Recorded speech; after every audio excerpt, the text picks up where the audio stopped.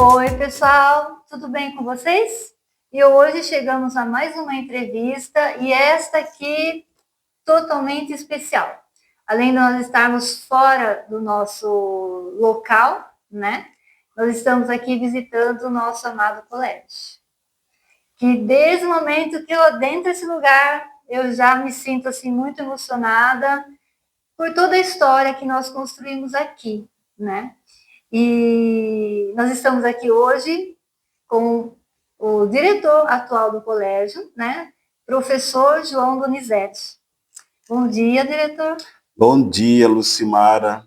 Obrigado, né, dessa oportunidade de conversar com vocês e falar um pouco, né, da história do colégio. Eu acho que quem está acompanhando, principalmente quem está acompanhando, tem vínculo, tem história, tem identidade, né, com esse colégio.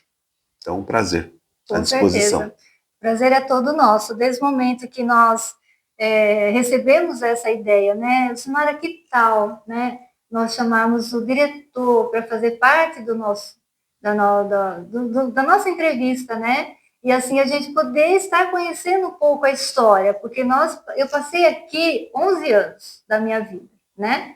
Mas o colégio, este ano, está completando 120 anos. Quanta história, né? O diretor vai ter aqui para estar compartilhando conosco. E já começando a nossa entrevista, eu gostaria de mostrar aqui algo que é precioso para mim, gente. Meu chapeuzinho, que é uma lembrança, graças a Deus, né? Que eu consegui guardá-lo por tantos anos. E esse chapeuzinho é da nossa formatura, né, diretor? E este ano, esse chapeuzinho está completando 40 anos. Né? A minha turma se formou em 1985, na 8ª série. Então, aqui, ó, meu chapeuzinho, né? Como uma ótima lembrança, né, que eu tenho dessa fase que eu passei aqui. Essa é uma novidade. E a outra também, minha Bíblia. Minha Bíblia, primeira Bíblia minha. Essa Bíblia também está completando 40 anos. Ela é de 1985. Uma Bíblia que eu ganhei da minha mãe. Eu nunca me desfiz dela. Ela fica lá, junto no meu acervo com os meus livros, né? Memórias têm que ser guardadas, né, diretor? A gente faz questão de conservar, né? Conservar. Bom, vamos lá. Fala um pouquinho do senhor, como foi que o senhor chegou até aqui o colégio? Me parece que são 30 anos já. Como que foi a sua entrada aqui no colégio e a sua trajetória? Bacana. Então, eu sou Donizete Ramos, eu sou formado em História, minha primeira formação. Também fiz Pedagogia, Psicopedagogia. E eu comecei em 1995 aqui no colégio como professor de História, 30 anos atrás. Então, na época, eu estava com 28 anos, 27 para 28 anos, onde eu ingressei aqui como professor. Nessa trajetória que eu comecei, né, com as irmãs, tem os meus 3 filhos formados aqui. Se formaram aqui no colégio? Os três. Tem 33, 23 e 21 anos. Os meus filhos passaram aqui desde lá do infantil até o ensino médio. Eles têm uma ótima formação, sou muito grato, eternamente grato, né, por eles terem vivido aqui. Então eu comecei em 1995 como professor de História, no tempo que a irmã Timótea, que era a nossa superior aqui, a diretora, e a irmã Timótea, ela está na Argentina hoje, porque as irmãs têm algumas casas, e quando a gente se encontra é uma alegria, porque ela marcou profundamente a minha carreira. A irmã Timótea era bem firme, rigorosa, alemã, e eu estava começando, né? Eu estava um ano antes, eu comecei numa outra escola religiosa em Porto Feliz, Escola São José, e um ano depois eu vim para essa escola. Então eu trabalhava lá, trabalhava aqui, trabalhava no estado também, aquela vida de professor, né? Sim.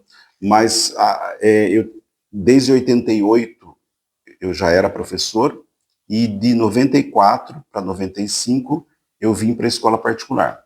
Então foi muito importante, né, porque a escola era muito rigorosa e os alunos exigiam muito. Eles eram muito exigentes. E eu comecei na implantação do sistema etapa de ensino. Interessante. Nós tivemos o etapa aqui por 19 anos. E foi justo no ano que eu comecei, foi a primeira turma do ensino médio, mais contemporânea, eu sei que já teve ensino médio, mas de 95 para antes de 95 não tinha. Então era comum terminar na 8ª série, que chamava antigamente, porque hoje chama-se 9º ano. Não tinha a possibilidade de ensino médio. O que tinha era o normal, o magistério. E as pessoas acabavam indo para outros lugares, porque... Então, em 95, nós começamos, e eu justamente comecei nesse ano. Foi a primeira turma de ensino médio de 95. Está completando 30 anos hoje, a primeira turma. Ai, que bênção. É uma turma maravilhosa, era uma primeira série enorme, tinha 46 alunos, sendo 42 meninas e 4 meninos. Sempre a maioria foi feminino, diretor, desde nossa época. Parecia que tinha 2 classes de meninas e uma classe de rapazes. Sim, é um colégio, durante muito tempo ele só tinha meninas. O máximo que se aceitava era meninos no jardim de infância. E quando começava logo ali no primeiro ano, não podia, só meninas. Então, durante muito tempo, ele foi um colégio feminino. E administrado pelas irmãs, então ele tem uma vocação feminina, mas hoje, atualmente, tem salas que já tem mais meninos. Bem misto. É misto, e conforme a sala, tem mais meninos que meninas. E aí, em 95, eu comecei, a irmã Timótea foi muito importante nessa formação, por essa rigidez. Rigidez dela e rigidez dos alunos. Que eu vinha do Estado, então já é um professor jovem, mas eu já tinha uma caminhada no Estado, mas é totalmente diferente. Eu lutei a minha vida toda na escola pública, eu fui paralelo, né, profissional da escola particular, estou aqui até hoje, mas já sou aposentado na escola pública. Verdade. Então consegui conciliar, né, que bom, as duas. E lutei a minha vida toda pela escola pública, não posso falar abertamente, né? Eu sinto essa diferença no país entre ensino público e ensino particular. E quando eu ingressei, eu senti essa diferença. As aulas, o preparo das aulas, o cuidado. A irmã Timótea, ela entrava, eu sempre gostei de dar aula com a porta fechada. Eu gostava com a porta fechada porque eu queria a atenção dos alunos. Então, prender a atenção. Então, eu não queria que eles se distraíssem com nada. E ela entrava com tudo, ela não pedia licença, ela abria a porta, aquela cara dela. Nossa, daí ela olhava, eu sempre dando aula, porque é muito conteúdo, etapa tem... Estou imaginando a atenção dos alunos nesse momento. Eles entravam, e ela não falava nada. E ela ficava, né? E eu, tudo bem. E fui trabalhando, e teve um dia que essa turma era bem agitada. E ela me chamou na sala dela. E eu falei, ai, Jesus, pronto, já vou perder o emprego. O que será que eu fiz? E ela falou, Tonissete, aquele sotaque alemão maravilhoso dela, você é um professor que segura os alunos. Então eu quero que você fique na última aula. Porque os professores não seguram. E os alunos querem ir embora mais cedo e não pode. Eu falei, nossa, que responsabilidade. O que eu vou fazer com esses alunos para segurá-los? Porque chegava meio-dia, era até 12h15 o horário, eles já, antes de meio-dia, 10 para o meio-dia, já começavam a levantar, um ou outro saía. Arrumar a bolsa. A gente começava a arrumar as bolsas. Lembra? Aquela euforia para ir embora. Eu falei, gente, que responsabilidade, o que eu vou fazer? E aí eu combinei com os alunos, falei, gente, você sabe como a minha aula tem muito conteúdo, então eu vou explicar a matéria para vocês até 12h05, e de 12h05 a 12h15, eu vou dar 2 perguntinhas para vocês, da minha explicação, e isso vai contabilizando, né, numa nota depois, uma nota Futuro, no do final do final. bimestre, né, vai somando. Aí os alunos, tudo bem, tudo bem? Ah, tudo bem. Aí eu tive um outro problema, porque chegava meio-dia e 15 e não acabava a aula, né, porque aí eles estavam lá ainda fazendo a tarefa, os pais querendo ir embora. Resolvido essa questão, segurava os alunos, fiz um trabalho maravilhoso com eles, tem alunos que eu tenho contato até hoje, é comum termos ex-alunos com os Sim. filhos aqui. E fui, né, fiz um trabalho muito bacana, e lá na outra escola, São José, que eu tinha entrado em 94, e aqui em 95, que também tinha uma irmã muito querida, saudosa, falecida, irmã Elisa, e ela também me chamou na sala, falou, pronto, o que que eu fiz? O que será que eu estou fazendo errado? E ela falou, olha, Donizete, eu queria que você fosse coordenador do ensino médio. Eu levei um baque, um susto, porque eu estava lutando para dar boas aulas, para fazer o meu trabalho, e eu não sabia que o trabalho estava repercutindo a ponto de ser chamado para coordenação.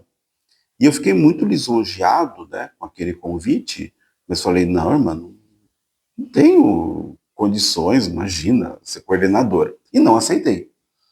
E aí eu 94, quando eu comecei aqui em 95, eu ficava 3 manhãs aqui no Santa Escolástica e 2 manhãs em Porto Feliz e o Estado. À tarde, noite, trabalhando. E em 95, a irmã me chamou de novo, lá em Porto Feliz. E uma pessoa, né, que trabalhava comigo, infelizmente também falecido, ele falou, peça quanto você quiser, ela vai pagar. E naquele tempo, eu estava lutando muito com a minha vida. Eu tinha esposa, meu filho pequeno, eu não tinha muita concepção de valor. Eu não me sentia preparado.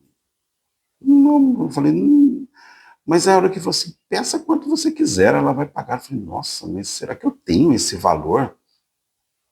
E a época, lutando com a vida, começando, construindo casa, eu lembro na época que eu pedi R$ 1.600, que era um dinheiro considerável. Para mim, uma fortuna. Foi exorbitante na época. E ela falou, olha, vou pensar, vou conversar com as outras irmãs.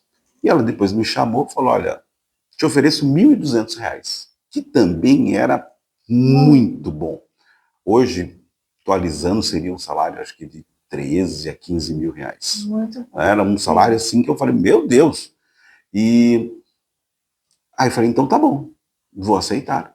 E vim conversar com a irmã Timótea, aqui em 95, falei, irmã, eu vou ter que sair, né, porque a irmã tá me chamando para coordenação. Lá em Porto Feliz. Em Porto Feliz. Aí a irmã Timótea, nossa, mas essas irmãzinhas, nada disso. Né? Então você vai ficar aqui um dia. Tá bom, vou lá conversar. Falei, eu aceito a coordenação, mas vou ter que ficar um dia no Centro Escolástica. Aí eu dividi a frente com uma professora que passou por aqui, minha amiga, Cida Madureira. Então eu trabalhava as frentes de história, eu dava aula de história do Brasil, ela história geral. Então eu vinha uma manhã. Ficou aqui uma manhã, continuei trabalhando, e lá em Porto Feliz comecei um trabalho muito bacana na coordenação, uma escola que está no meu coração. E em 2007, aí eu saí de Porto Feliz, porque viagem todo dia, né, filho pequeno. Você morava aqui em Sorocaba? Aqui em Sorocaba. Então eu falei, olha, não dá mais, eu acho que eu preciso ficar mais próximo dos meus filhos. Os 3 estudavam aqui. E eu vim para cá. Passei no concurso da prefeitura como orientador, e a diretora na época, né, a Mazé, Maria José, ela me chamou, né, para coordenação. E aí eu falei, então vamos começar. Sair de uma coordenação e entrei em outra. É meio que se conversaram, falaram, olha, ele saiu, agora é a vez de vocês. Eu acho que foi, né? Então, vamos começar. Eu saí de uma coordenação em dezembro, comecei em outra aqui em janeiro. Né, com uma equipe toda de professores que eu tinha formado. Não deu nem tempo de descansar. Não.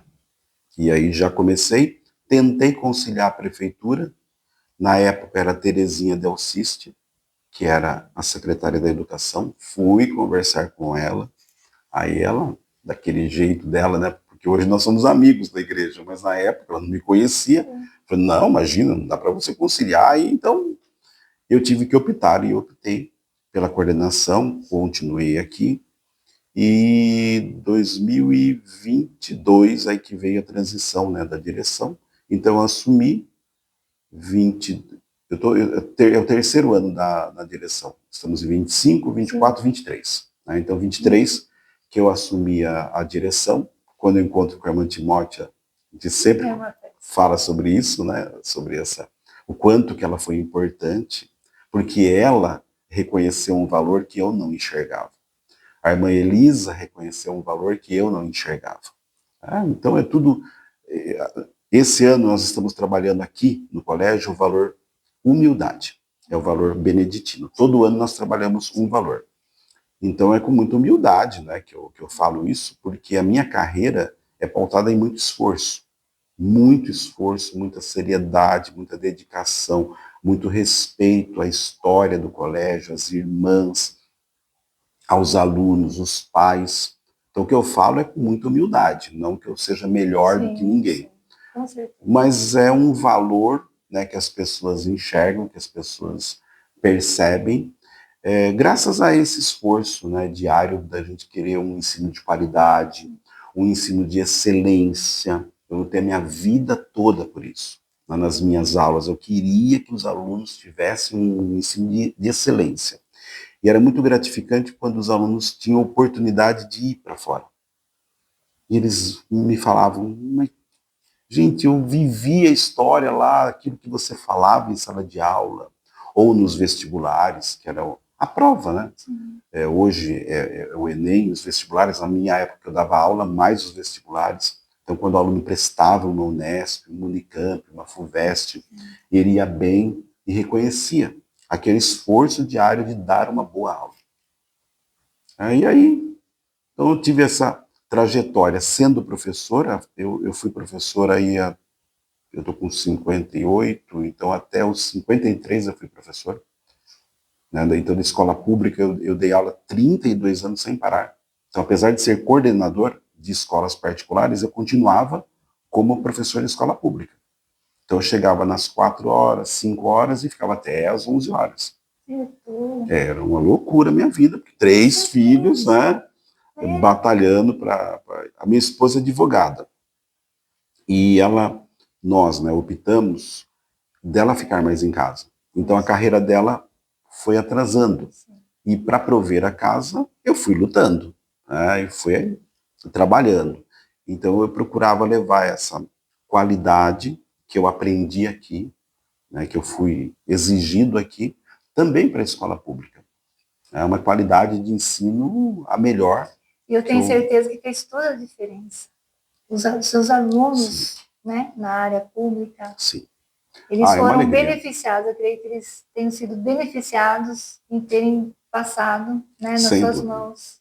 Eu acho que ali, o ambiente da escola pública, infelizmente as próprias pessoas, muitas pessoas depreciam. Os alunos, os profissionais, mas eu tive excelentes alunos e também convivi com excelentes profissionais. Mas infelizmente, né, ali pela própria estrutura, o próprio governo, a forma como trata os professores, o processo de desvalorização que teve o professor. Mas fiz o trabalho e, de fato, eu sou muito reconhecido. Sempre me encontram, graças a Deus. Falei, nossa, você foi o melhor professor. Ontem, quinta-feira, né, eu estava no mercado, aí veio a menina, falou, junto com a filhinha dela. Falou, tá vendo? Esse aqui foi o melhor professor de história que eu tive. Isso é comum eu escutar dos alunos. E é o melhor prêmio que a gente possa receber, né? Nossa, eu acho. Respeito. O Cortella, ele fala que o professor é a única profissão que você atravessa a rua para cumprimentar. E tem muita sabedoria nisso. Porque dá um impulso. Né? Aquele professor que marcou a sua vida, você quer ir Sim. até ele. Sim. Você tem uma gratidão. Sim. Isso acontece comigo, acontece com você, acho que acontece com todo mundo, né? Conosco. Então é a única profissão. Sim. Então quando eu recebo esse carinho, eu percebo que valeu a pena essa luta. Porque não era fácil sair de uma coordenação, uma pressão que existia aqui de pais, professores, porque o coordenador é o sanduíche de tudo, né? Ele está ali fazendo a liga entre direção, pais, alunos, professores, é ele que cria uma harmonia. É uma profissão extremamente importante. Ontem foi o dia do coordenador. Eu fui coordenador durante 30 anos. Então, sair daqui, dessa pressão, e entrar numa sala de aula de ensino público, às vezes, aqui a gente tem uma estrutura, aí você chega, não tem ventilador, tem muito aluno dentro da sala de aula, não tem faxineira, só que você tem que chegar, e Dom Quixote, que é um dos livros preferidos, né, é você transformar aquela realidade. Então, se eu chego e eu comparo, né, mas eu nunca comparei, eu sempre cheguei e vi a beleza que aquele ambiente poderia oferecer. E a beleza estava onde? Nos alunos. Né? Porque a estrutura era precária, a beleza estava ali.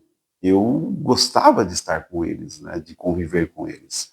E procurei, né? Até pela carga, se eu chegasse e me rendesse ao cansaço, ia ser um tédio para eles, para mim, eu ia ficar reclamando. Então eu procurava chegar e dar a melhor aula possível, porque daí a hora passava, os dias passavam, a semana passava, a gente percebia aqueles alunos que aproveitavam, que se engajavam. Outro dia eu encontrei uma que doutora da UFSCar, né? E ela falou: professor, você mudou a minha vida. Você foi lá, entregou o panfletinho da UFSCar e falou: é universidade pública, é para vocês. Não é aquele. Hoje tem cota. Sim. Hoje metade das vagas vai para alunos de escola, obrigatoriamente para alunos de escola pública. Quando eu dava aula na escola pública, durante um bom tempo, o rico ia para a Universidade Federal. Sim. Pública. Né? E então, quando chegava e mostrava, eu queria falar para eles: olha, é pública, é para vocês. E ela pegou aquele panfletinho, ela foi, ela se inscreveu, ela fez a graduação, ela fez o mestrado, ela doutorado, né? Então tem histórias de alunos que se destacaram, foram. Eu sempre levava gente para conversar com eles, para abrir a mentalidade. Sempre falava de valorização, né? Que eles tinham que ir atrás das oportunidades. Então é muito comum, professor, eu estou fazendo faculdade, porque eles tinham essa satisfação, porque eles sabiam que para mim era muito importante encontrá-los e saber que eles estavam, né, estudando bem. Então, eu falo assim: eu comprei meu apartamento, professor, né, comprei o carro. E esse interesse eles compartilharem com alguém que eles perceberam que torcia por eles, né, se interessava, queria bem. Isso foi muito importante. E o caos, muitas vezes, você chegava tudo sujo a sala, aquele monte de aluno. Falei: gente, não tem que arrumar. Né? Não dá para a gente esperar que alguém venha aqui. Eles se acostumavam. A equipe de limpeza, vamos lá, pronto. No instante, a gente deixava aquela sala em ordem, em condições de uso, né? E normalmente no final do período a gente deixava em ordem, porque depois ia começar o turno da noite. E uma vez um aluno me falou uma coisa que, para mim, os alunos me deram muitos troféus na minha carreira, mas acho que um dos principais, dos melhores, é uma segunda-feira, 19 horas, e eu lá, sala toda suja, lousa suja, pagando a lousa. E, gente, vamos lá, as carteiras todas em desordem, aquele monte de papel no chão. E eu, vamos lá, vamos arrumar isso aqui, vamos começar nossa aula. E os alunos adolescentes do noturno, né, aquele tédio. Aí um vira para mim: professor, você é o único cara bem-humorado que eu conheço de segunda-feira. Eu falei: gente, que responsabilidade, olha que imagem que eu estou passando para eles. Eu não estava bem-humorado, eu não tinha tomado banho. A minha família estava em casa, meus filhos pequenos, eu não tinha comido direito. Mas eu estava passando para eles uma energia que eles percebiam a pessoa mais feliz do mundo, né? Então, eu transformava a sala de aula num ambiente e sempre dizia para eles, na minha aula ninguém pergunta a hora. Levava tempo para eles perceberem isso. Porque o ambiente da escola pública, o que que é? Entra, não vê a hora de ir embora para sair, se o professor vai faltar. E eu falei, ninguém pergunta a hora. Mas por que, professor? Porque se perguntar a hora não vai passar. Está perguntando toda hora. Esqueça.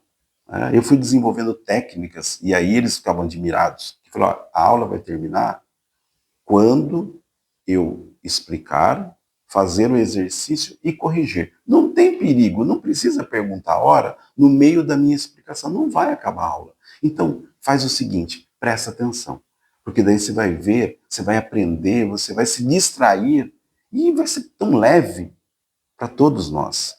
E era mesmo.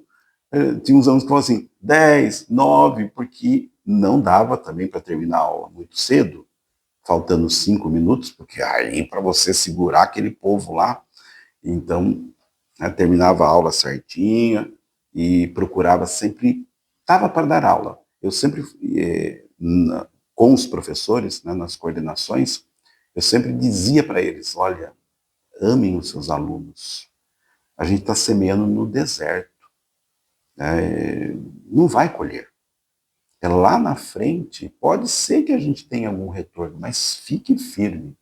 No tempo da pandemia, só fazendo um parênteses, né, teve vários professores que ficaram abatidos, porque tinha câmera e os alunos não abriam as câmeras.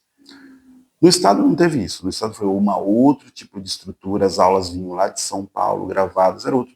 Agora, na escola particular, as aulas eram transmitidas, mas os alunos não abriam a câmera, principalmente os adolescentes.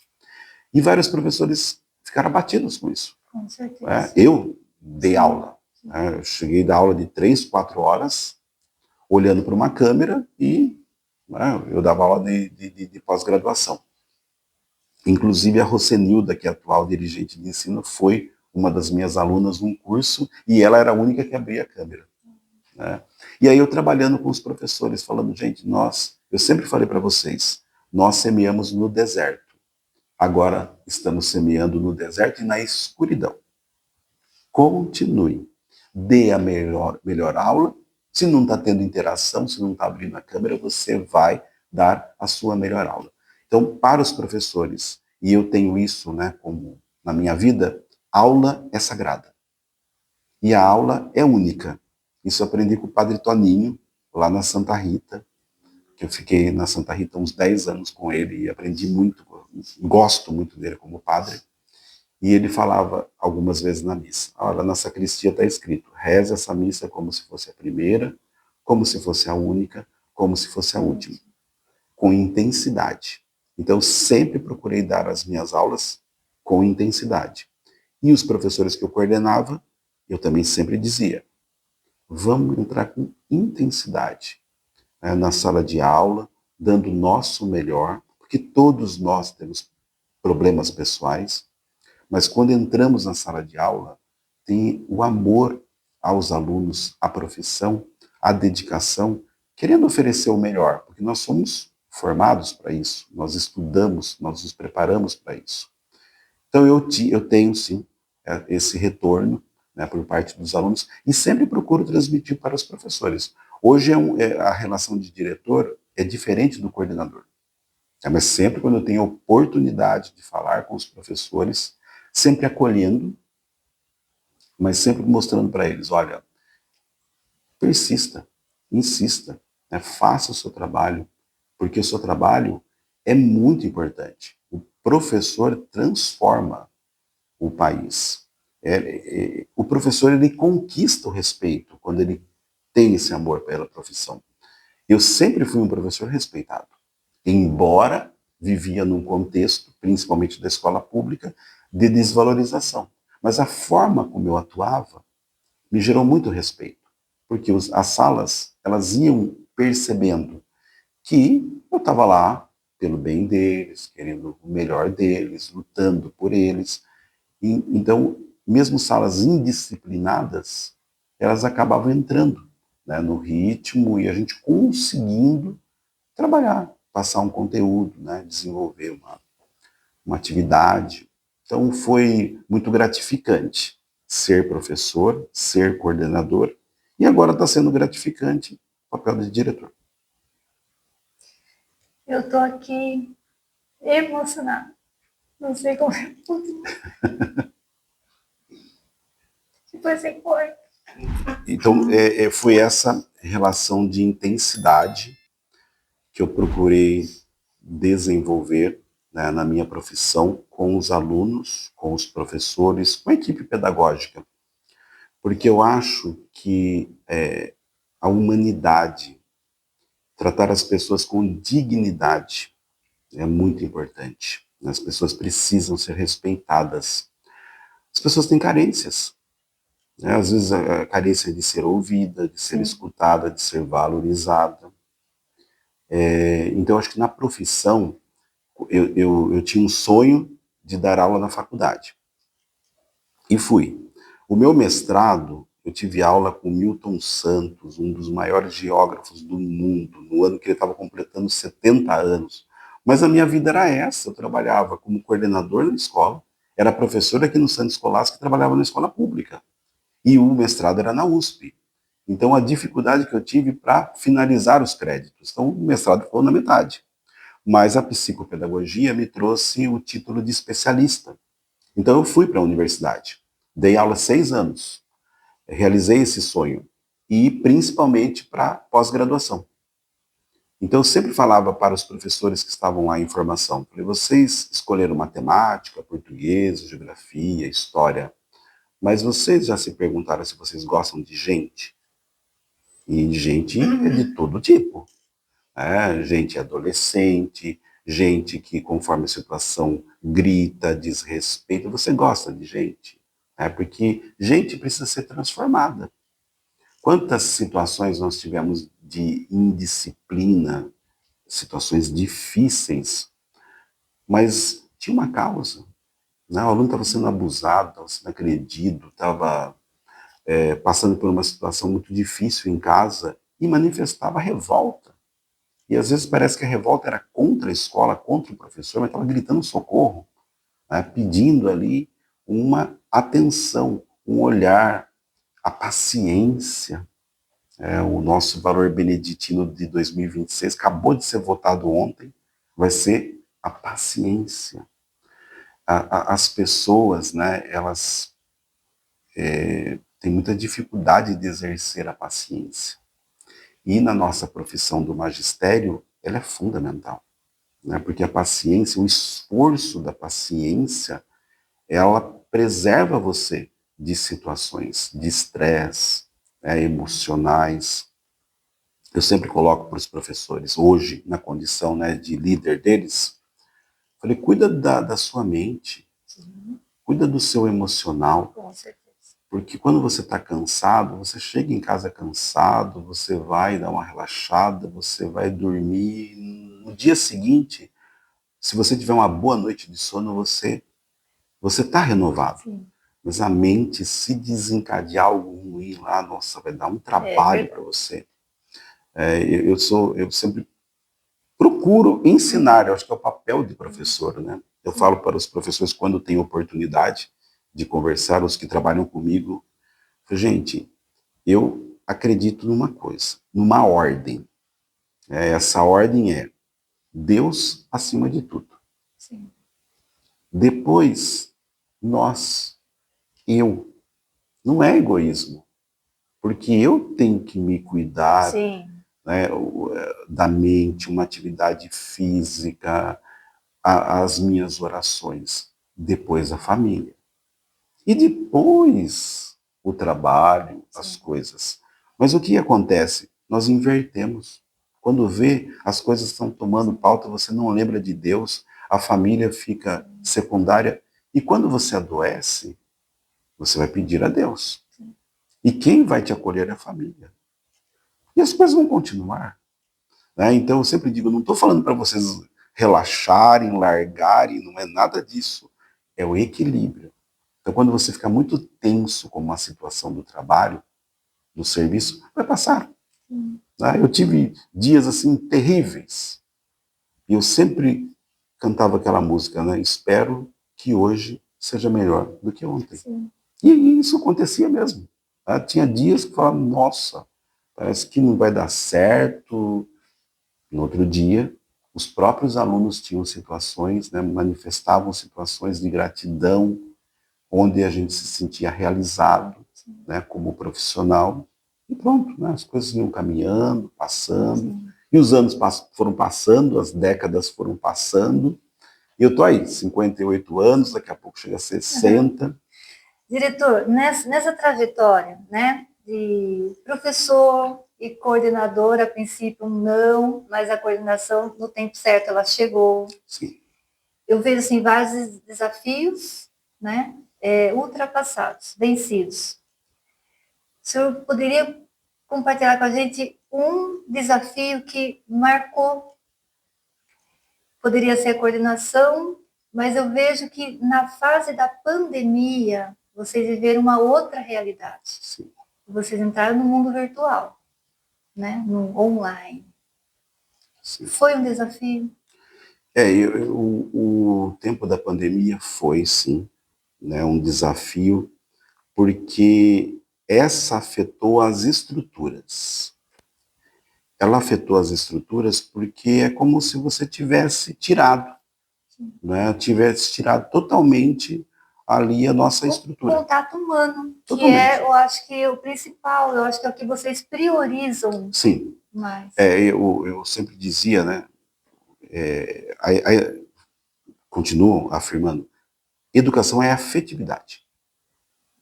E a pandemia, ela tirou esse contato do professor, porque a afetividade não é necessariamente, ai, belezinha, não sei o quê. Não, a afetividade, às vezes, é você dar uma dura. Né? Afetividade é você falar, olha, tá errado o que vocês estão fazendo, vamos prestar atenção aqui. Sim. Afetividade. Ou então, no momento que você conversa com os alunos, uma das aulas que mais chamava a atenção dos meus alunos era a crise de 29. Por que a crise de 29? Que abalou as estruturas do capitalismo.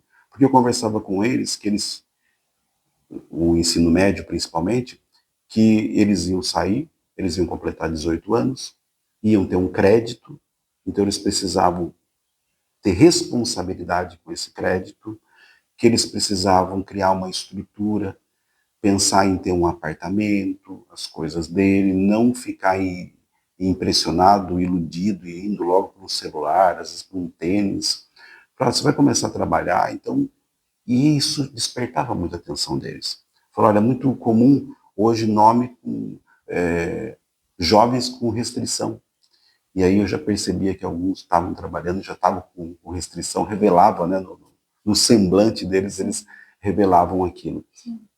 Então, eu acho que, de desafio, de fato, a pandemia, para nós, acho que para a educação foi o maior desafio, porque totalmente a estrutura nossa de relacionamento de escola se rompeu. Isso. Aí, como ensinar?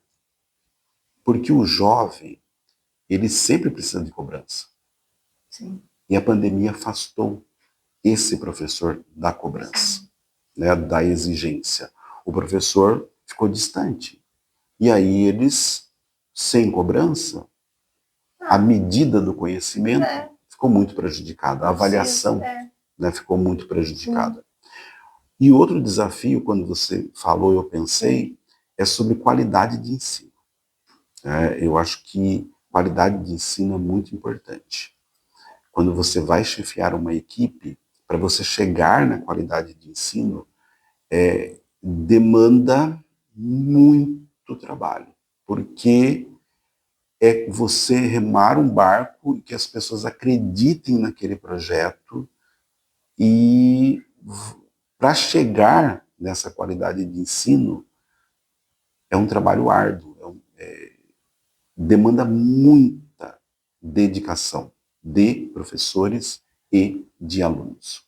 Então essa foi uma premissa minha de carreira pessoal e das equipes que eu chefiei. Eu acho que os alunos merecem essa excelência.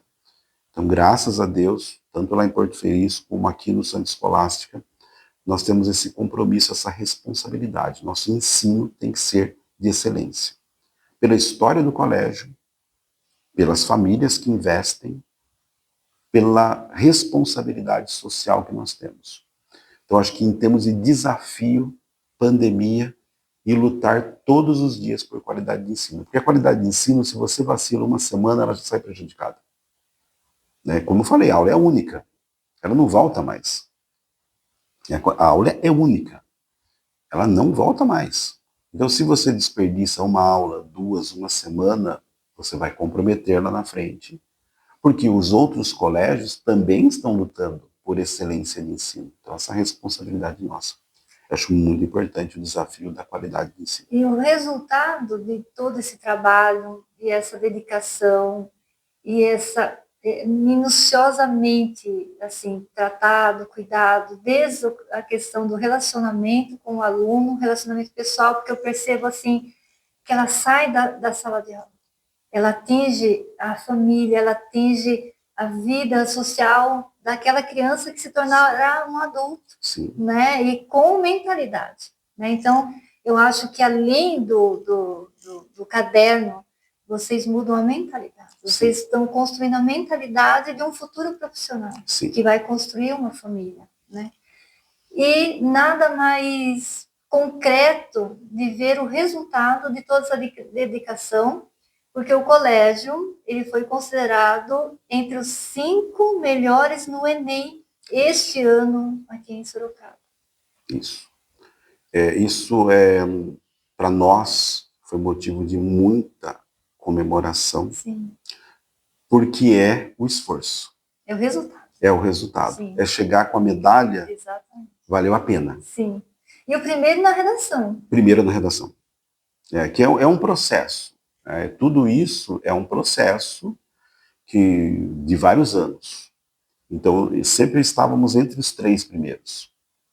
E aí chegamos agora na Sim. primeira colocação. E é um conjunto do trabalho dos professores da base. É um colégio aqui, o Santa Escolástica, que ele acredita nas pessoas. Isso é muito importante. Não é um colégio que seleciona. E o Enem trouxe o ranking, mas esse ranking também gerou uma necessidade comercial.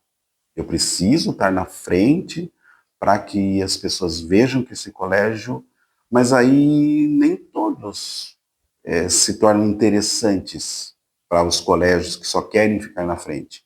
Aqui não. Aqui nós temos inclusão. Temos inclusão, terceira série.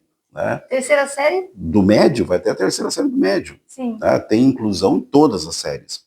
Mas não é porque um aluno chega na terceira série do médio e fala assim, você é de inclusão, você é um aluno especial, você não vai fazer o Enem. Não, se ele quiser, ele tem todo o direito de fazer o Enem. Hoje as universidades estão se preparando para isso. Não, todos aqui têm potencial. Então nós vamos exigir e cobrar de todos. E pode chegar na terceira série do médio, nós temos alunos que tudo que nós fizemos, ele não chegou. Não é um aluno brilhante, não é aquele aluno, mas ele teve toda uma formação integral, né, toda uma preocupação. Ele pode se tornar um ótimo profissional, um bom cidadão, e todos esses vão prestar o Enem. Então a nossa média é uma média muito alta, né, de redação, foi 842. É uma média, uma das maiores médias do Brasil. Com os alunos que nós temos. Realidade. Então não chegou na terceira série um funil, só aqueles alunos brilhantes. Não, todo tipo de aluno. Aquele mais dedicado, aquele que tem dificuldade, aquele que não estudou tanto, né, mas ele entendeu como é que funciona a engrenagem, os professores trabalharam. Olha, é dessa forma para pelo menos você ter uma média, e aí você tem uma média de 842. E vários alunos fazendo mais de 900. Nós estamos pertinho da nota 1000. O Enem, no ano passado, teve 13 alunos com nota 1000. No Brasil inteiro. E aqui no Santa Escolástica foi por um triz que nós não tivemos um aluno nota 1000. E, de novo, a questão da humildade. Não é aquela questão de ficar mostrando para os outros essa necessidade de... Não, eu acho que é fruto de muito esforço. Mostrar para as pessoas, né, que os professores têm potencial, que aqui é um colégio que não fica para baixo de ninguém, porque nós estamos reposicionando o colégio. Você vem de uma época que o colégio era referência, tinha fila de espera. Isso que eu ia perguntar. Nós 40 anos, né? Mas foi passada toda uma transição, né? Quais foram as mudanças que ocorreram nesse período de 40 anos até o dia de hoje? Então, eu acho que muita concorrência. Né? O colégio é o primeiro em Sorocaba. Primeira escola particular. Particular em Sorocaba. Fila de espera na década de 70, começo de 80, muito procurado. As pessoas, a maioria, eram católicos, né? Então hoje já teve está tendo um processo de transição. A população católica, que se diz católica, vem diminuindo, a evangélica subindo, sim, e as pessoas que não têm religião, né? Tem a amiga que trabalhou comigo, ela falava muito assim, são colégios que se apresentaram como novo, né? E meio que depreciando aqueles que estão fazendo trabalho, o nosso colégio centenário. Então, nós internamente debatemos muito isso, da nossa necessidade de se posicionar nesse mercado, com respeito a todos, sim, mas mostrando para o mercado que nós temos o nosso valor. Então, não abrimos mão da nossa estrutura. É uma escola católica. Quem não é católico vai ser muito bem-vindo. E nós não vamos ter também aqui a missão de catequizar, não é isso? Sim. Só que nós não podemos abrir mão. Sim. É o colégio. Tem que manter, porque são os valores. Santa Escolástica. Você vai estudar no colégio Santa Escolástica. Carrega um nome, é uma tradição. Né? Beneditino, sim, que vem de toda uma tradição de São Bento, mantida pelas irmãs, que eles vão na missa periodicamente. Isso é outro trabalho que nós trabalhamos internamente. Por exemplo, quando eu comecei a dar aula aqui, aula de ensino religioso, tinha aluno que não participava. Não. Isso há 30 anos atrás. Não sou católico. Então, não ficava dispensado da aula de ensino religioso. Hoje, as nossas aulas, não existe essa opção. Nós temos aulas de ensino religioso, acho que é um dos pouquíssimos colégios do Brasil, nós temos aula de ensino religioso até a 3ª série do ensino médio.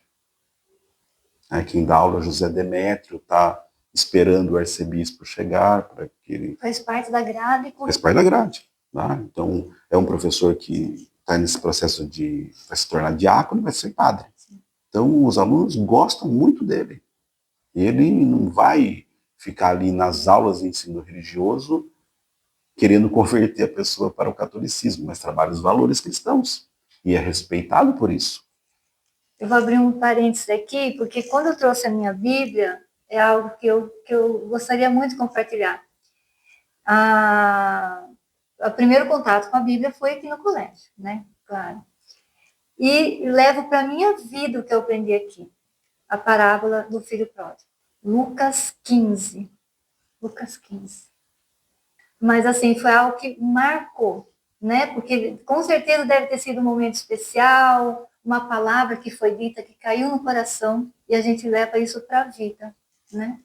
Diretora, aproveitando, eu gostaria que o senhor compartilhasse em que séries que o colégio disponibiliza hoje, da entrada até o seu grau máximo. Sim, o colégio ele tem hoje por volta de 500 alunos, do berçário. Berçário hoje? Sim, a partir de 4 meses. Eu acho que o mais novo que nós temos deve estar com 7 meses, mas tinha uma menininha de 6 meses. E até a 3ª série do ensino médio, então é de 6, 7, 8 meses até os 18 anos. Então ele oferece em todos os segmentos, berçário, infantil, os chamados hoje anos iniciais, que é o Fundamental 1 de 1º a 5º ano, e do 6º ao 9º ano, Fundamental 2, anos finais hoje, eles vão mudando, né, as terminologias. A Né? gente se perde, né? Já não Hoje encontro é mais. infantil, anos iniciais, anos finais e depois o ensino médio, que chama de série. Sim. Série porque do primeiro ao nono Sim. é ano. E depois no ensino médio, série, primeira, segunda e terceira série. Então temos alunos aqui de todas as idades, é um ambiente muito bom. Os alunos que estão aqui, eles são muito vinculados com o colégio. Eles gostam de estar aqui. Nós temos problemas mínimos de disciplina. O que nós temos é quem trabalha com adolescente. E aí, quando vem uma pessoa nova que eu vou contratar, eu falo, ó, não vai imaginar que é santo escolástico, que você vai encontrar todo mundo anjinho, tudo santinho, né? Inclusive, quando eu vejo as fotos, né, eu vejo as meninas, né, também antigamente, das saias, que hoje, eu sempre falo para as irmãs, vai lá, né, a senhora vê esse negócio de shorts de menina, eu não mexo com isso. Mas sempre eu chamo a irmã de Janira, que está junto comigo. A estrutura, né, abrindo um parênteses, hoje é a Madre Irene, a irmã de Janira, que é subprioresa, a Madre Prioresa, e depois tem as irmãs do administrativo, algumas dão aula, mas são poucas. Hoje, o colégio, ele tem mesmo na frente, junto com os alunos, os leigos, né? Trabalhando. Até que de ensino religioso dos maiores, são 2 homens, né, que trabalham. Religiosos, um é catequista, o outro está se preparando para ser padre, mas as irmãs elas dão aula só até o 5º ano de ensino religioso, né? Outra matéria não tem as irmãs trabalhando como já teve aqui. Mas eu acho que é muito importante manter essa estrutura delas. Porque o jeito, a história delas e a forma como elas enxergam o mundo. Sempre respeitando as pessoas, mas mostrando para as pessoas que forma elas são. Porque eu que tenho 30 anos convivendo com elas são muito dignas. São mulheres, perfeito só Deus. Mas elas são muito dignas, elas são muito disciplinadas. Elas têm 8 orações diárias. 8. Elas seguem uma constituição, elas seguem a regra de São Bento, elas não podem se deixar levar pela vaidade. Sempre, né, com um hábito. E eu acho que elas são muito respeitadas por isso, e chega esse respeito para as famílias, para os alunos, né, da forma reta que elas procuram levar. Porque são mulheres, são humanas, mas muito esforçadas, né, na oração, no carisma. Profissionalmente, né, nós sempre preocupados em oferecer o melhor ensino, a melhor qualidade. Mas em termos de convicções, ter essa comunhão com elas. Então nós temos aqui um ambiente muito bom. Ambiente de alunos, quem está aqui gosta de estar aqui.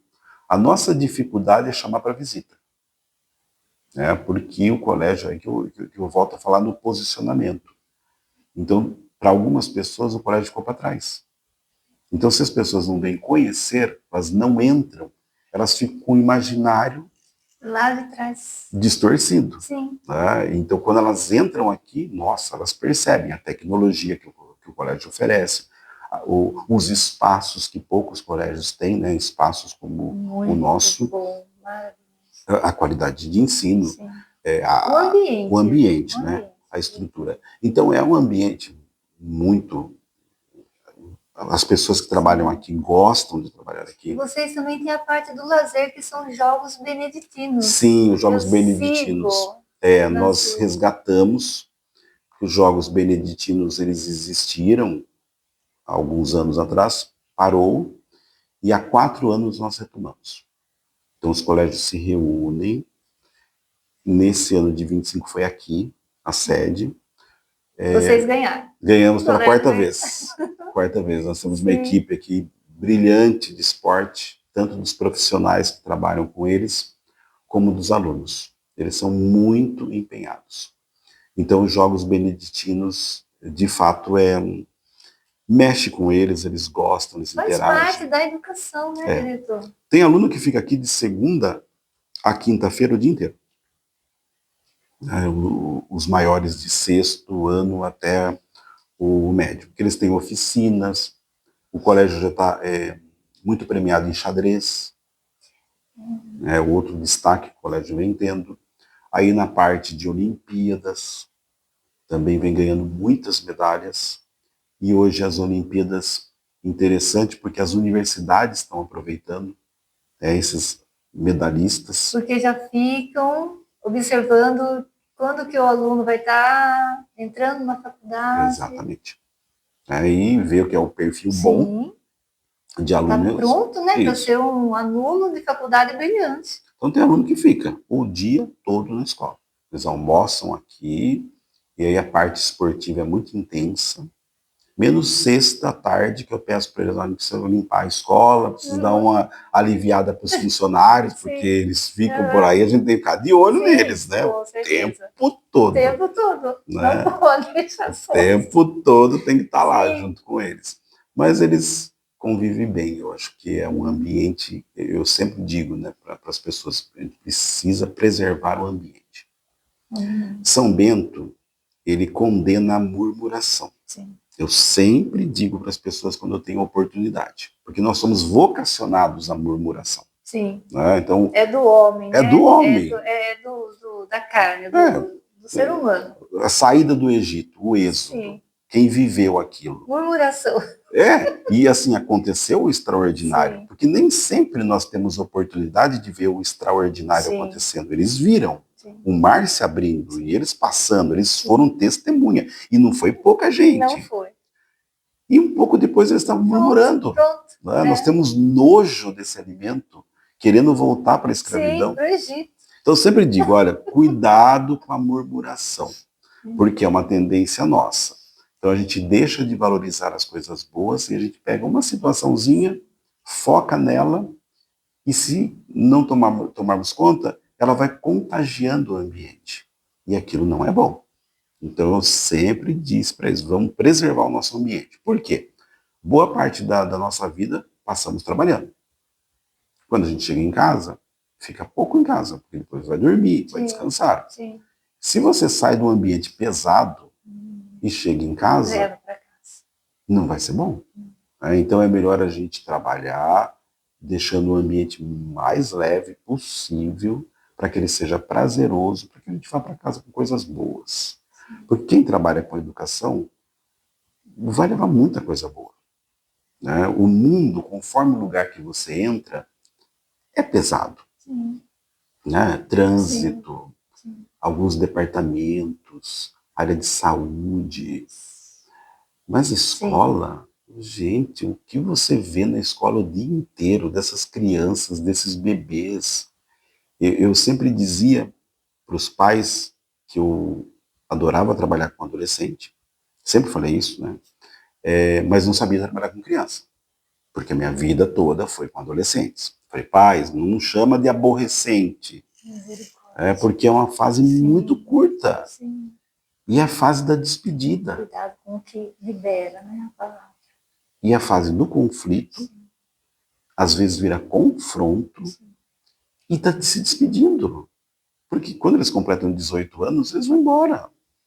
Afastou. Então aquela fase final, nunca fale aborrecente.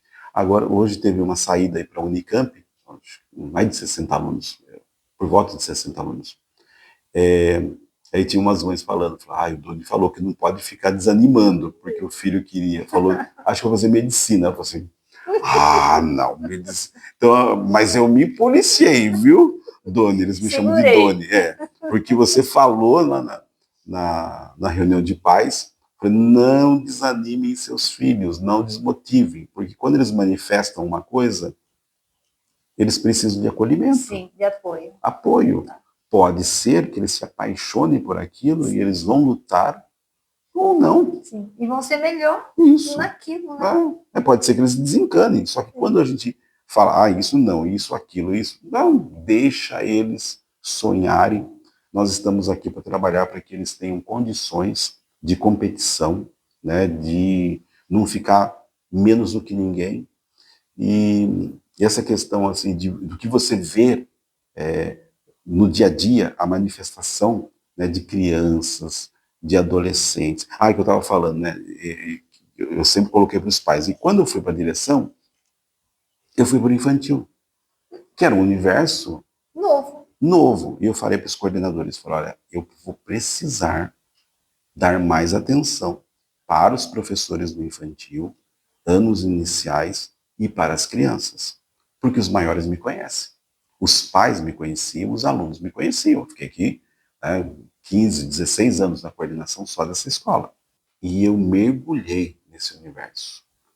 E eu achei um barato, né? Os professores falam assim, o Doni está fazendo estágio para ser vovô, né? E é um carinho que eles manifestam, que é um universo que eu não conhecia. É uma troca, né, diretor? Com o aluno, né? É maravilhoso, porque eu chegar, e hoje eu sou conhecido deles, então quando eu estou numa roda de bebês de 1 ano, eles não chorarem, isso para mim é outro troféu da minha vida. Né? Porque eu fico lá na rodinha enquanto uma vai trocar. É aceitação. Aceitação. Sim. E eles estão ali comigo, a gente cria situações, brinca um pouquinho, sento no chão com eles. Isso foi muito importante, né, na minha carreira mais contemporânea. Chegar nesse universo e conseguir criar uma conexão com eles, que eu achava que não tinha. O senhor está pronto para ser vovô? Já fiz estágio. Já estou aprovado. Já estou aprovado, né, para as crianças. E os pais ficam admirados, né, quando eles me encontram, o carinho que eles têm. E mas como é que pode, né? Sim. Mas é porque isso é construído. Né? É ir lá, é criar uma comunicação, é o carinho, é estar presente. Né? Isso gera um movimento. Eu sei que na minha sala aqui tem muitas coisas que acontecem, muitos atendimentos, mas eu, todo dia, 6h30 da manhã, é sagrado, eu estou lá na portaria 2, recebendo aluno por aluno, que lá na portaria 2 entra do 2º ano até o médio. Aqui no infantil, os menores. Então eu faço A2, porque A2 é questão de uniforme que você tem que estar. E todo dia, cumprimentando aluno por aluno. Isso vem da minha prática como professor. Eu sei o nome de todos os alunos. Eu chamo por nome. Né? Então passa ali na portaria, falo o nome deles. 500 alunos. E quando eu dava aula para mais de 1.000, eu sabia o nome de todos eles. Porque eu acho que o nome é muito importante. Que escola tem isso? Não sei. Eu acho muito importante, porque o nome é a personalidade. O nome, gente, é o maior bem da pessoa, porque o nome representa o ser humano. Você fala, ô menina, ô mocinha, não dá. Dizem que o som que a gente mais gosta de ouvir é o nosso nome. Então. Né? Como chama? Então eu estou lá todo dia, aí eu chamo atenção, né? Falo o nome da aluna, falo o nome do aluno, falo porque está sem a calça do uniforme. Né? Aí eles já sabem, e chinelo não pode. São coisas assim que eu fui implantando na direção. Às vezes chinelo com meia, né? Não pode. Foi uma modinha que teve. Não pode. Isso é uma coisa que não pode time de futebol, porque às vezes está muito frio, então eles colocam uma outra agasalho. Jaqueta. Não dá. Não pode chinelo, não pode crocs, não pode time de futebol, tem que estar com o uniforme completo. Então hoje o que acontece, que o nosso uniforme hoje tem a camiseta preta, que eles escolheram, eles preferem os maiores. Sim. E a calça também é preta. Eles escolheram, né, o novo uniforme. E às vezes está sem a calça do uniforme, mas está com uma calça preta. Né? Não pode calça rasgada. Porque isso foi construindo e eles foram entendendo. Não tem mais. Porque eles sabem que todo dia eu estou lá na portaria, estou vendo, estou falando, ninguém vai embora para casa, como era antigamente. Né? O aluno vai ser acolhido, mas vai uma notificação. E o fato de você estar presente todos os dias, eles sabem. Eles sabem. Não tem mais notificação para ninguém. Eles sabem. Sim. Então eles próprios falam, olha, estou com o pé machucado, né? Tudo bem, né? Tem que pedir lá para a mãe mandar uma notificação para a gente, mas eu já entendi. Então cria uma cultura. E eu acho que isso é muito importante para a organização. Muito importante. Primeiro assim, que está com o uniforme, está todo mundo igual. Eu sempre falo para eles. Nós temos aqui por volta de 80 alunos de filantropia. Tem alunos aqui que têm situação muito precária social. colocou uniforme, é bom aluno, tá tudo igual. Ninguém vai pensar que às vezes está morando em um cômodo, dois cômodos, está vivendo com um salário mínimo, está vindo de ônibus, não tem problema, entrou na portaria, tudo igual. Então eu acho muito importante esse padrão de organização. E passa para todos. Imagina, entra com futebol, entra com calça rasgada, entra com chinelo. Teve um tempo que era cobertor, quando esfriava. O que vira a escola? O albergue. Não. Aí eles resmungam e não sei o quê. Isso, essa escola é... outra coisa é o celular, né, que é contemporâneo e tem a lei proibindo o celular. Sim. Então foi... Mas bem recente até, né? Bem recente. Sim. Contemporâneo, eu digo a situação de uso de celular. Sim. Né? Porque já faz parte do dia a dia. Acordou, a primeira coisa que pega é o celular. Todo mundo com celular. Sim. E isso começou a prejudicar muito as aulas. Então foi uma boa. Excelente. Mas a implantação deu trabalho. Né? Então teve até banheiro, escreveram lá, essa escola é uma prisão. Né? Agora, foi esse ano, então o segundo semestre, nós também já criamos uma cultura neles. Então eu desço, aí eu subo, e a nossa começa às 7h10, às vezes o professor não entrou, então eu sempre passo nas salas para ver como eles estão, se não estão aproveitando. Não. Mas eles entram no celular? Entra na mochila, né? Não tem aqui. Nós discutimos isso. Se tivesse uma caixinha, alguma coisa, mas nós. Aqui. Preferiram não. Claro, a ordem é colocar no armário. Cada um pega o seu celular e coloca no armário. Se eu tenho uma caixinha, acontece alguma coisa, e o celular deles sabe como é que é, né? Exato. iPhone. É melhor de não pegar essa responsabilidade. Não, celular, né? Então, é armário, e eu passo nas salas, estão lendo, conversando. Se relacionando, contato. Hoje eu tenho os alunos que ficam o dia todo no colégio, o dia todo eles estão fazendo algum tipo de coisa. Ou estão em grupo, ou estão brincando, estão estudando, estão longe do celular. Longe do celular. Perfeito. Isso é uma bênção. Os especialistas já estão reconhecendo que isso vai ser um marco para essa geração. Que bom. E é impressionante, porque a hora que dá uma... Pronto. Outro dia fizemos um almoço, né, para os campeões dos Jogos Beneditinos. Reunimos no refeitório. Aí pode usar celular? Falei que pode, porque vocês também, né, não estão na sala de aula. Mas ninguém quis. Todo mundo com celular. Não, impressionante.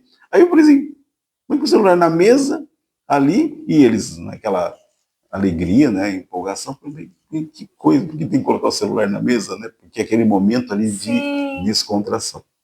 Então, quando em poucos momentos, num passeio, fazendo Ipanema, eles também pediam, vamos deixar, não vamos, era sexta e sétimo.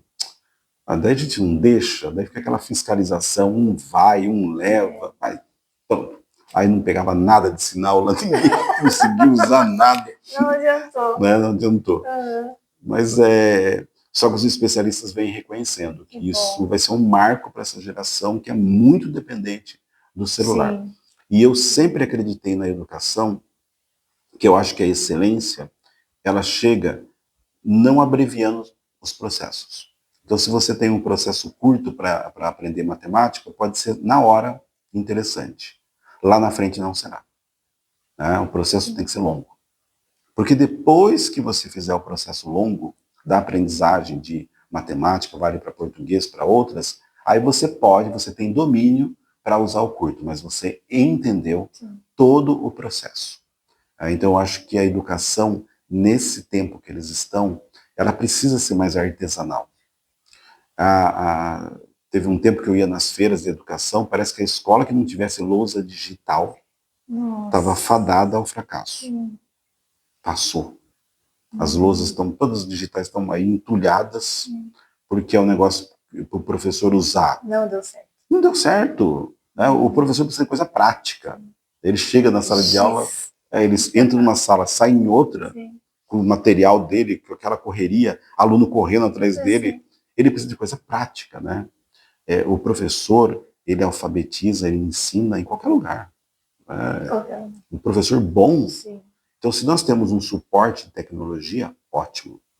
Mas não é isso que vai resultar em boa qualidade de ensino. É o professor. Sim. E aí as outras coisas vêm por suporte. Então, passou o tempo de lousa digital, vem outras modas, vem outras situações, mas assim, então eu sempre digo, precisa trabalhar conteúdo. Sim.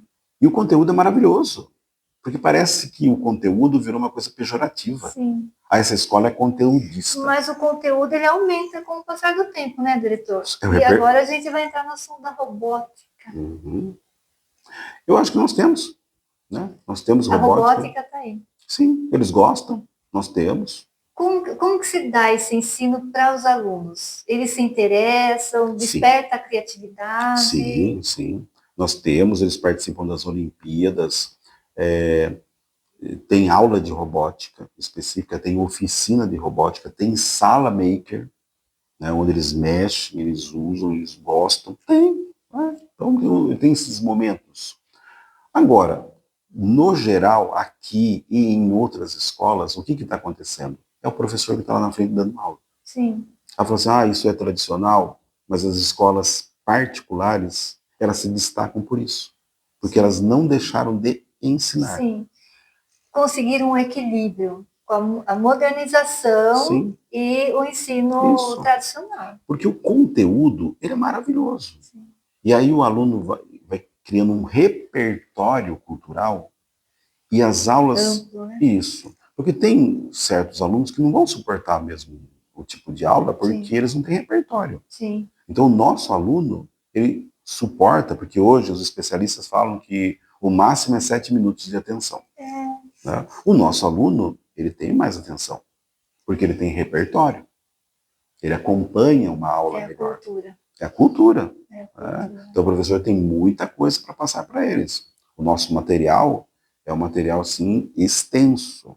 Porque o ensino médio, hoje, ele, além dos conteúdos, tem as chamadas eletivas, que é uma parte que eles escolhem. Então tem muita coisa para trabalhar no ensino médio. Isso é até um questionamento da educação brasileira, porque na Finlândia, que é um modelo, né, um parâmetro, a Finlândia tem muito menos temas e aprofunda muito mais. E aqui, pela carga do Enem, pela carga dos vestibulares, tem muitos temas. E a tendência, se você não cuidar, é que esses temas ficam superficiais.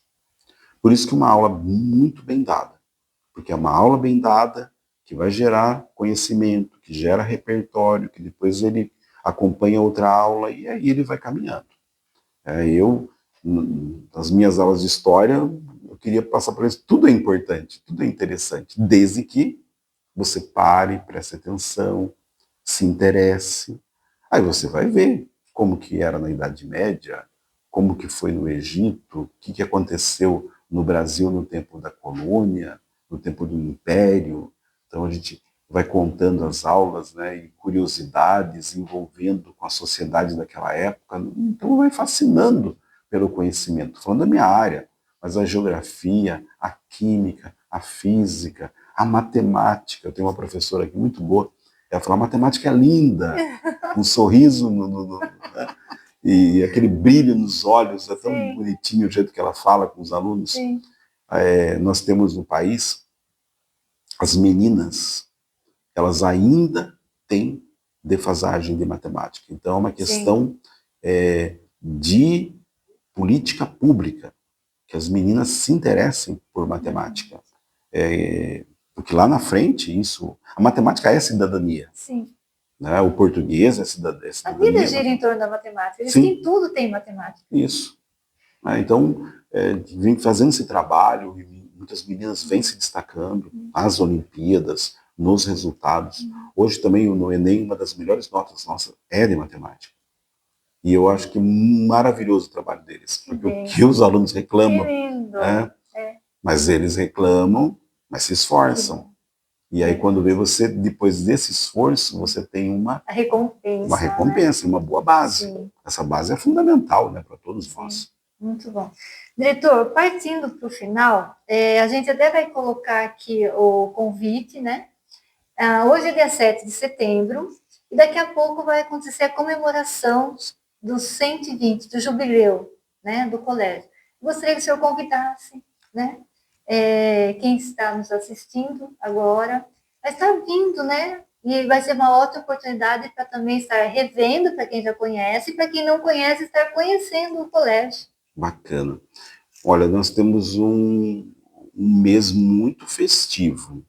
Tem várias atividades, mas aqui eu destacaria, dia 24 de setembro é o dia que a congregação ela completa 140 anos, né? Porque esse colégio ele está completando 120 anos, mas a congregação das irmãs beneditinas missionárias de Tutzing, porque elas seguem a regra de São Bento e a história delas né, teve início na Alemanha. Lá em Munique tem uma região, Santa Otília, ali, né, tem esse distrito de Tutzing, então por isso irmãs beneditinas missionárias que têm essa ordem, essa organização. Hoje a Madre Geral, ela fica, Roxana, o nome dela, ela fica em Roma. Então o governo geral tem a sede em Roma. Daí ela tem as conselheiras e a divisão mundial. Então tem nos Estados Unidos, tem na África, tem na Europa, tem nas Filipinas. Aqui no Brasil tem 2 priorados. Então eles se dividem em priorados, porque esses priorados são autônomos e independentes, mas seguem a mesma Constituição, seguem a regra de São Bento. E o primeiro priorado foi em 1903, lá em Olinda. E tem uma história muito bonita, porque a Madre Birgitta, que foi a primeira que mandou as irmãs, ela ficou sabendo que as irmãs estavam passando dificuldade lá, e estavam. E ela veio ao Brasil para fechar a casa, lá em Olinda. E as irmãs, elas economizaram tanto, elas passaram a necessidade mesmo. Mas quando a Madre chegou, os armários estavam lotados, a despensa. Falei, mas que bênção, que país maravilhoso, como as irmãs estão vivendo aqui, olha quanta comida, que fartura. Ela nem imaginava o que as irmãs tinham. Vamos abrir outra casa. E aí vieram para Sorocaba, 1905, e nós estamos completando 120 anos. De Olinda, em Pernambuco, para Sorocaba. Para Sorocaba. Né? Porque tinha o Vergueiro ali, Mosteiro de São Bento, o Mosteiro de São Bento estava com uma certa dificuldade, veio uma oportunidade. Sim. Então a Madre mandou irmãs para cá, e elas foram acolhidas ali numa casa próximo ao Mosteiro de São Bento, as missas eram lá, foram acolhidas. Né? Tanto é que 18 de outubro é mais interno delas, isso não está na programação. Mas elas farão uma missa delas lá no Mosteiro de São Bento, porque foi lá que começou. Elas não tinham igreja. Né? E aí, em 1905, 1908, elas descem para cá. Né, para esse prédio que tinha igreja, essa igreja, né, do Rosário foi erguida com mãos escravas, depois ela passou por um processo de reforma. Então, em 1905, elas estavam nesse endereço. 1908. E quando elas descem para cá, isso é muito interessante, essa história, né? Ali na Rua 15, parou a cidade, porque a cidade de Sorocaba era bem menor, praticamente se resumia Vila Hortência, Vila Santana, Vila Cis, acho Vila que é os bairros mais antigos. Né? Parou, porque elas iam descer, as irmãs, com carroças, com as coisas delas, cabra, galinha, e elas descendo e a cidade parada para elas chegarem aqui no prédio. E começa o colégio com 10 alunas. Em 1908. 1908, efetivamente, né, com 10 alunas. E aí está completando 120 anos o priorado de Sorocaba, né? Colégios Santos Escolares, que já tinha, desde quando elas chegaram, já tinha ali um ensinamento, já chegam ensinando as pessoas piano, bordado, português, matemática, alemão, línguas, elas chegam ensinando. Então, está completando 120 anos esse ano, e a congregação completa 140 anos. Sim. Então, em setembro, 28 de setembro, é o aniversário do colégio. Convido a todos a participarem da Santa Missa. solene, 10 horas da manhã. Domingo, 28 de setembro, 10 horas da manhã, uma missa que vai ser maravilhosa, nós vamos avisar a cidade toda. Aí no dia 27 de setembro, tem uma exposição muito bonita, essa exposição na parte da manhã, que também terá uma missa às 8 horas. Aí os nossos alunos estarão presentes, os pais, aberto a toda a cidade. E é uma oportunidade de entrar, ver como que é o colégio, o que os alunos estão fazendo, ter um encontro com os professores, com as irmãs. É uma oportunidade. Isso é no dia 27 de setembro, a missa às 8, e a partir das 9 horas até meio-dia, meio-dia e meia, essa exposição que fica aberta ao público. No dia 26, que é uma sexta-feira, e eu também convido a todos, porque vai ser maravilhoso, vai ser lindo. 9h15 da manhã nós vamos sair daqui com os nossos alunos e vamos em peregrinação até a catedral. Porque a catedral é uma porta santa, tem toda a questão da indulgência oferecida pelo Papa. Então os nossos alunos aqui, isso é uma coisa bem bonita para falar para vocês. Na Páscoa, nós tivemos quase 100 alunos confessando. Que lindo! Por eles, espontâneo, né? Então os alunos serão preparados para essa indulgência, o que é a indulgência papal, como que ela funciona. Então de 9h15 da manhã nós saímos aqui em procissão, com turíbulo, com as irmãs, com os nossos professores, até a catedral, e aí terá uma missa na catedral às 10 horas da manhã. Isso no dia 26, que é uma sexta-feira. Então tomar a braguinha, os nossos alunos lindos e uniformizados. Vai ser lindo, com certeza. E então no dia 24, nós começamos com o dia 24, que é o dia da congregação, com uma oração que nós vamos divulgar, é online mundial. No dia 25, nós teremos o terço. Esse terço é interno, mas também que as pessoas quiserem participar, ele vai ser 11 horas da manhã. Isso é uma outra coisa bacana de falar. Nós temos aqui o terço dos meninos. Eu digo meninos, mas tem meninas que participam. Ninguém pediu, ninguém falou, e há mais de 2 anos, toda quarta e sexta-feira, eles vão no Santíssimo depois da aula rezar. Isso é uma coisa assim que eu acho que impressionante. Eu sempre falei nas minhas andanças para educação, pare de falar esse negócio que geração perdida. Ai, misericórdia. Quando eu comecei, há 37 anos atrás, eu escutava isso. Sim. E, sabe, nós temos os nossos desafios. Então, quando que na história desse colégio, um grupo de alunos espontaneamente foi lá, resolveu rezar? É uma coisa bonita. Nos tempos de hoje, né? Então, no dia 25 tem esse terço aberto, mas sim, principalmente liderado, né, por esses meninos, essas meninas. São de 7º e 8º ano, coisa de 12 e 13, mas é aberto para todo mundo. Então, 24, oração online mundial de toda a congregação, 25 terço, 26 a peregrinação, 27 a exposição e 28 de setembro o aniversário do colégio. E tem o almoço. Isso, o almoço no dia 13 de setembro. Dia 13. 13 de setembro, esse almoço é por adesão, também está aí divulgado nas nossas redes, à disposição na nossa recepção. Divulga as redes sociais. Isso é Santa Escolástica, né, a parte do Instagram e no Facebook. Então colocou Santa Escolástica, já vai aparecer. Simples, participem, entrem, interajam, compartilhem. Tem muita coisa que a gente divulga lá. Todos os dias a gente está fazendo essa divulgação do nosso trabalho. E também convidar para que venham visitar. Sim. Nossas matrículas vão abrir semana que vem, finzinho de agosto, abrem as matrículas, segue setembro, outubro.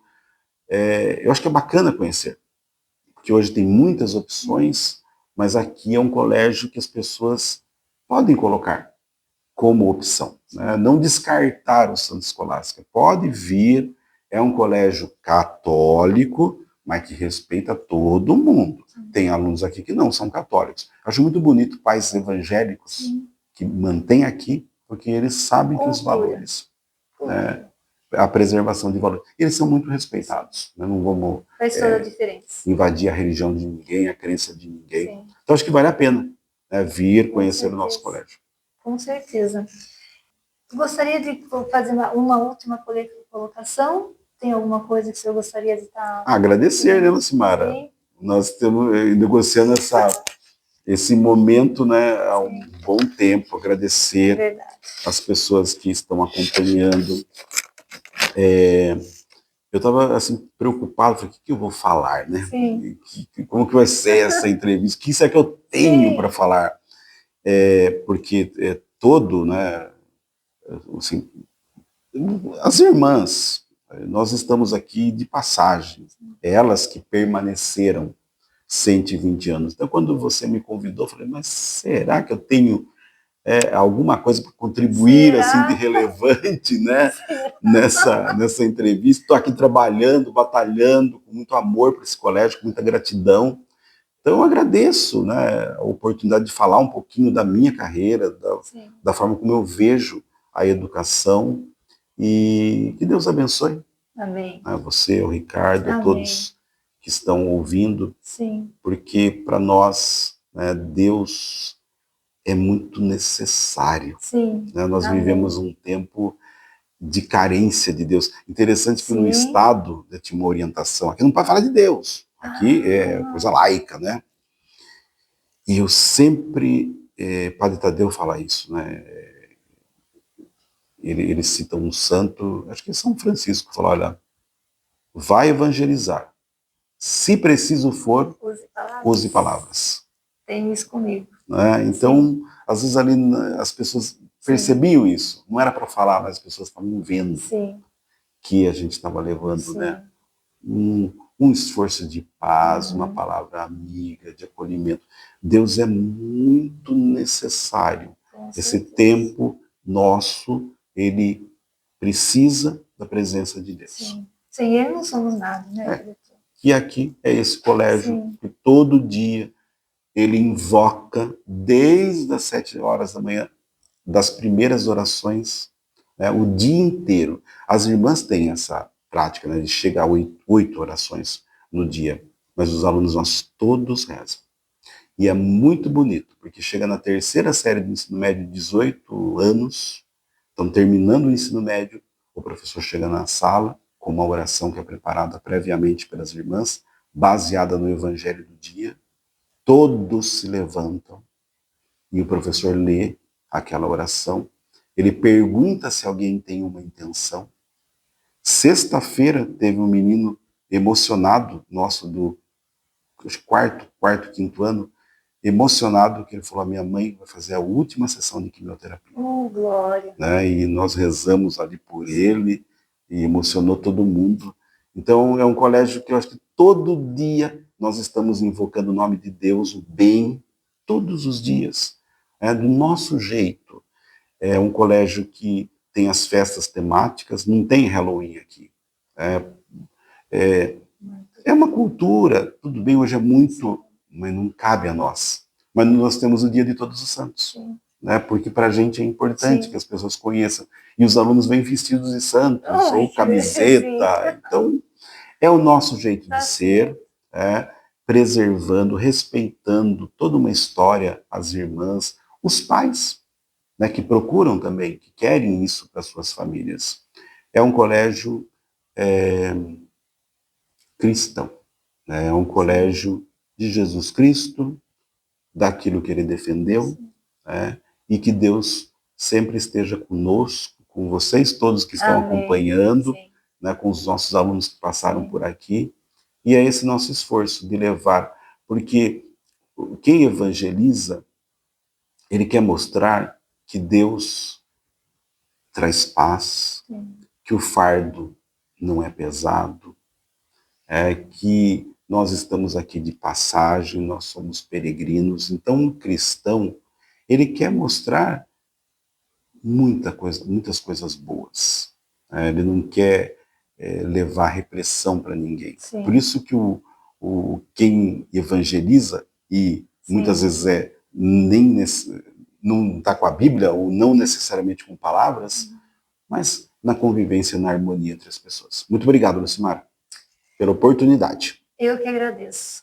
Eu já falo que sim, superou as nossas expectativas, diretor. E eu desejo muito que, se cada escola pudesse ter um diretor, né, comprometido com o ser humano, em primeiro lugar, com a educação, né, e que com a presteza, com a responsabilidade, com muita dedicação, né? Que bênção que o Colégio Santa Escolástica hoje pode contar com uma direção nesse nível. Parabéns, diretor. Obrigado. E como agradecimento pelo senhor ter aceitado, né, a ter esse bate-papo aqui com a gente, eu trouxe uma singela lembrança. Espero que o senhor goste. Obrigado. Olha que bacana, adoro. Ah, que lindo! Obrigado. O senhor gostou? Adorei. Olha, gente, que lindo. Então, a foto. Eu entrei nas suas redes sociais. E essa foto tá lá, no cantinho lá. Eu olhei e falei assim, olha vai fazer bacana, toda a diferença, hein? A gente incluir a foto aí do diretor nessa. Adorei, viu? Personalizando. Personalizado. Muito obrigado. Tá? Bom, aqui na minha sala, uma linda lembrança. Com certeza ficará aqui. Obrigado, diretor, por esse momento que nós passamos aqui. Obrigado. Tá? Deus abençoe o seu Amém. Trabalho. A todos nós. Prospere cada vez mais. Amém. Isso mesmo. E que tudo que é de bom perdure, né? E que possa ser divulgado, né? Porque eu creio assim que todas as famílias, as crianças, os adolescentes deveriam passar por aqui. Isso. Né? Muito obrigada. Obrigado. Deus abençoe. Amém. Prontinho. Cortou.